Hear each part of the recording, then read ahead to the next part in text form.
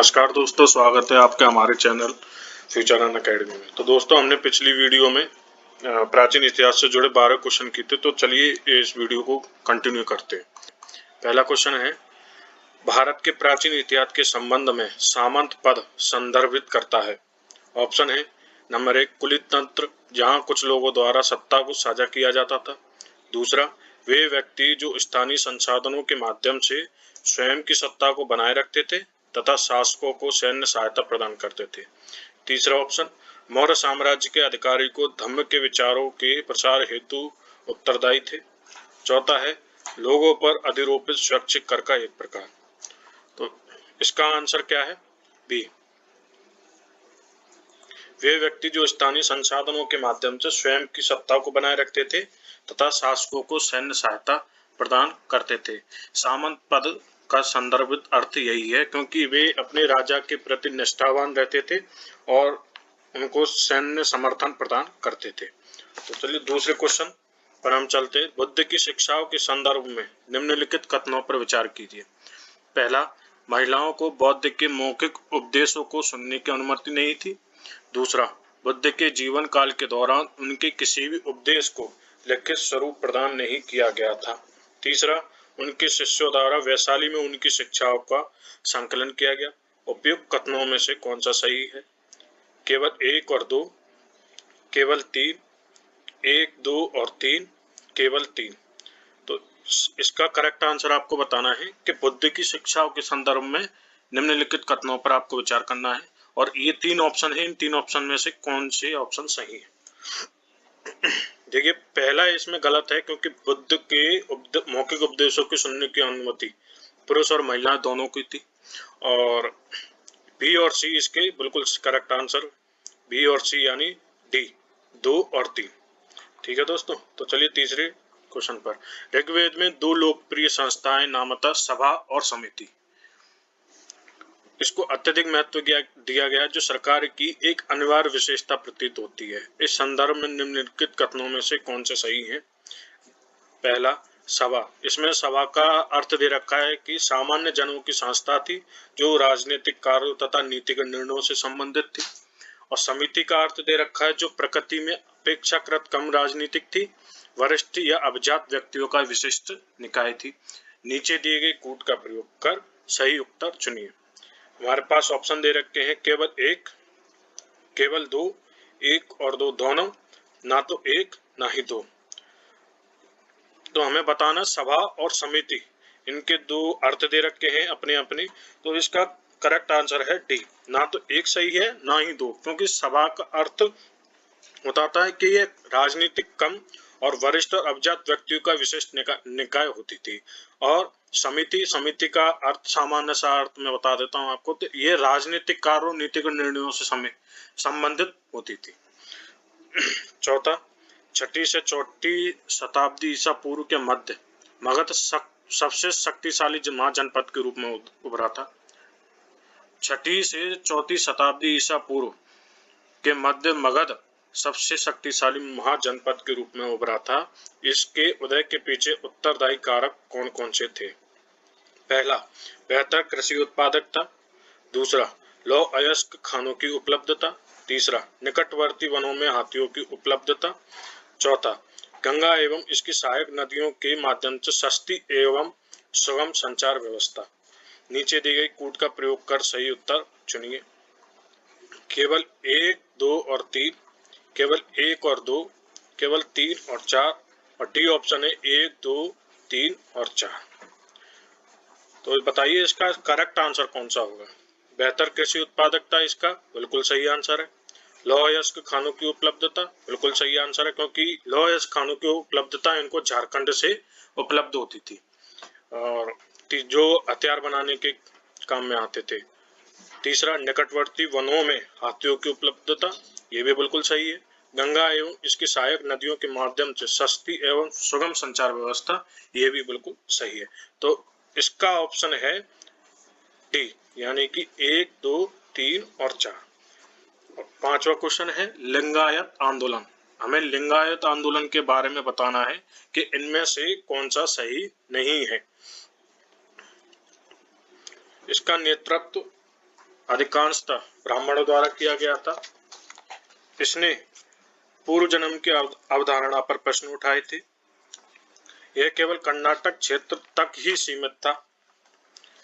इसके द्वारा जैन धर्म की आलोचना की गई। तो बताइए, लिंगायत आंदोलन के बारे में पूछा है और सबसे बड़ी बात कि इनमें से कौन सा सही नहीं है।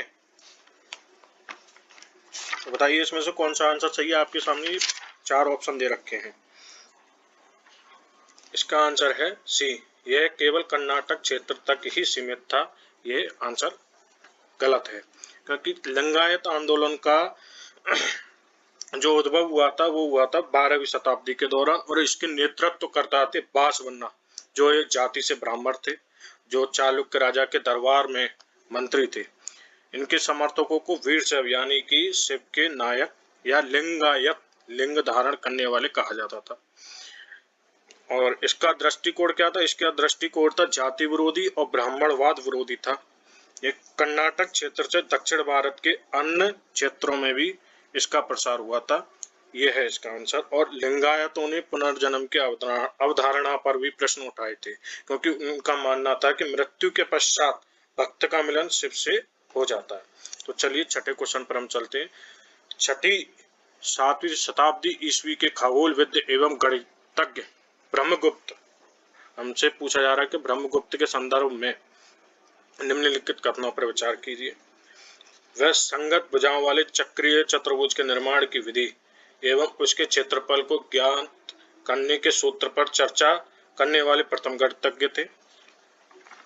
दूसरा, उन्होंने अपने अवलोकनों में स्वयं यंत्र नामक जटिल स्वचालित उपकरणों को संदर्भित किया। उन्होंने खंड खादक ग्रंथ की रचना की। उपयुक्त कथनों में से कौन सा सही है? नंबर 1, 2 और 3। नंबर 2, केवल 2 और 3। नंबर 3, केवल 1। और चौथा ऑप्शन दे रखा है केवल 2। तो बताइए इसमें ब्रह्मगुप्त के संदर्भ में कौन सा सही है?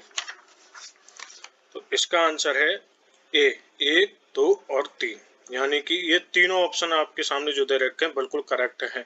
ठीक है, तो चलिए 7वें क्वेश्चन पर।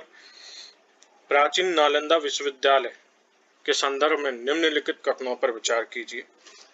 हमसे पूछा जा रहा है कि प्राचीन नालंदा विश्वविद्यालय के बारे में आपसे क्वेश्चन पूछा जा रहा है। नंबर 1, यह एक आवासीय विश्वविद्यालय था। नंबर 2, इस विश्वविद्यालय में केवल महायान बौद्ध मत की शिक्षा दी जाती थी। नंबर 3, चीनी यात्री हेंग सांग ने इस विश्वविद्यालय का एक विस्तृत विवरण प्रदान किया है। उपयुक्त कथनों में से कौन सा सही है? पहला ऑप्शन केवल 1, दूसरा केवल 1 और 3, तीसरा केवल 2 और 3, और चौथा है 1, 2 और 3। इसका आंसर बताइए कि यह एक आवासीय विद्यालय था। बिल्कुल सही है। इस विश्वविद्यालय में केवल महायान बौद्ध मत की शिक्षा दी जाती थी। यह गलत है। और चीनी यात्री हेंग सांग ने इस विश्वविद्यालय का एक विस्तृत विवरण प्रदान किया। यह भी बिल्कुल सही आंसर है, यानी कि 1 और 3 ऑप्शन है हमारे पास भी, जो बिल्कुल करेक्ट है। क्योंकि इस विश्वविद्यालय में 3 बौद्ध मतों यानी थेरवाद, महायान और वज्रयान के अध्ययन से संबंधित शिक्षा दी जाती थी। तो चलिए 8वें क्वेश्चन पर हम चलते हैं।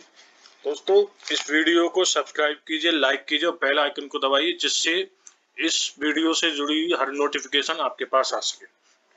तो 8वां क्वेश्चन है चारवाक दर्शन। चारवाक दर्शन के संदर्भ में निम्नलिखित कथनों पर विचार कीजिए।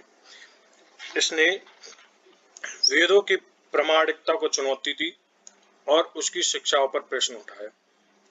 यह ईश्वर के अस्तित्व को नहीं मानता है।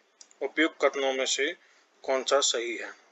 पहला केवल 1, दूसरा केवल 2, तीसरा 1 और 2 दोनों, और डी है ना तो एक सही ना तो दूसरा सही। तो बताइए इसमें चारवाक दर्शन के बारे में कौन सा है? इसने वेदों की प्रामाणिकता को चुनौती दी और शिक्षा पर प्रश्न उठाया। यह बिल्कुल सही है। यह ईश्वर के अस्तित्व को नहीं मानता। यह भी सही है, यानी कि हमारा आंसर है सी, 1 और 2 दोनों। चलिए 9वें क्वेश्चन पर। प्राचीन काल में संपूर्ण भारतीय उपमहाद्वीप में निम्नलिखित में से कौन सी भाषा अभिलेख की भाषा के रूप में प्रचलित थी? पहला पाली, दूसरा प्राकृत, तीसरा संस्कृत। नीचे दिए गए कूट का प्रयोग कर सही उत्तर चुनिए। हमारे पास ऑप्शन है केवल 1 और 2, केवल 2 और 3, केवल 3, 1 और 2 और 3। तो प्राचीन काल में संपूर्ण भारतीय उपमहाद्वीप में कौन सी भाषा अभिलेख की भाषा के रूप में होती, मतलब अभिलेख में जो भाषाएं लिखी जाती थी वो कौन कौन सी थी? पाली, प्राकृत और संस्कृत। ये तीनों भाषाएं अभिलेख की भाषा के रूप में प्रचलित थी। तो हमारा आंसर है डी, यानी कि 1, 2 और 3। 10वां क्वेश्चन है, बौद्ध धर्म में एक दीपक की लौ बुझने से पूर्व अन्य दीपक को प्रज्वलित करती है। उपमान का प्रयोग निम्नलिखित में से किसे वर्णित करने हेतु किया गया है? आत्मा का देहांतरण, बोधिसत्व, ब्रह्मांड के निरंतर प्रभाव, उपयुक्त में से कोई नहीं। यानी कि एक दीपक की लौ जब बुझती है उससे पूर्व दीपक को प्रज्वलित करती है। इसका आंसर है आत्मा का देहांतकरण, यानी कि आत्मा का देहांतकरण। चलिए 11वें क्वेश्चन पर चलते हैं। निम्नलिखित में से कौन से ग्रंथ बौद्ध परंपरा से संबंधित है? पहला है त्रिपिटक, दूसरा है दीपवंश, तीसरा है अशोकावदान, चौथा है आगम। नीचे दिए गए कूट का प्रयोग कर सही उत्तर चुनिए। पहला ऑप्शन है केवल 1 और 2, तीसरा है केवल 1, 2 और 3, और तीसरा है केवल 3 और 4, और डी है 1, 2, 3 और 4। तो बताइए बौद्ध परंपरा से संबंधित कौन से ग्रंथ हैं इसमें? त्रिपिटक, दीपवंश, अशोकावदान और आगम। तो इसका आंसर है डी, यानी 1, 2, 3 और 4। यानी कि त्रिपिटक भी है, दीपवंश भी है, अशोकावदान भी है और आगम भी है। त्रिपिटक में हमारे यानी कि तीन है, विनय पिटक, सुत्त पिटक, अभिधम पिटक। ठीक है दोस्तों, तो आज के लिए इतना ही काफी। अगर वीडियो पसंद आई हो तो वीडियो को लाइक कीजिए, सब्सक्राइब कीजिए और बेल आइकन को दबाइए। तो चलिए आज के लिए इतना ही काफी है।